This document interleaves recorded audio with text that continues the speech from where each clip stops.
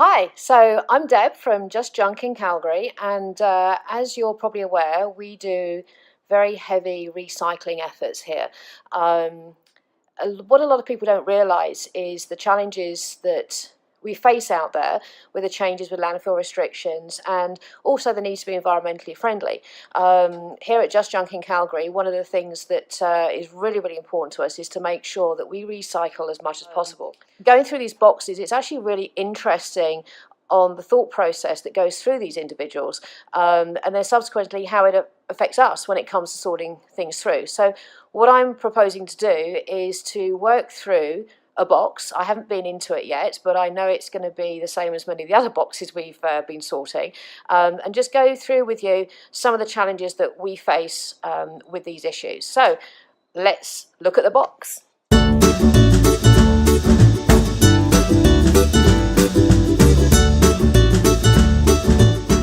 Inside the box we have items with tags on. This particular individual was notorious for going to local stores, buying items and then keeping them and storing them. She liked her little bags and her magazines, and purchasing the same type of bag several times over, and items of clothing.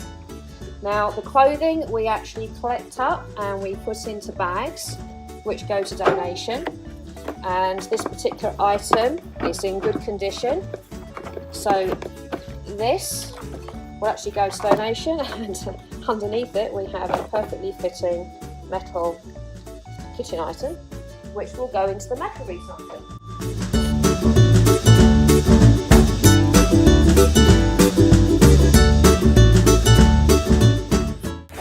Onto another bag.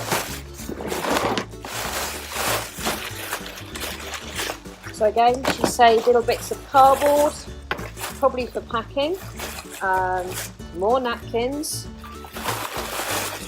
folded up plastic bags, paper, magazines, items here for donation. So basically items for donation are anything that can be resold back to the public. We take items to Value Village, we've got World Serve, Goodwill, and they're always grateful for what we bring them.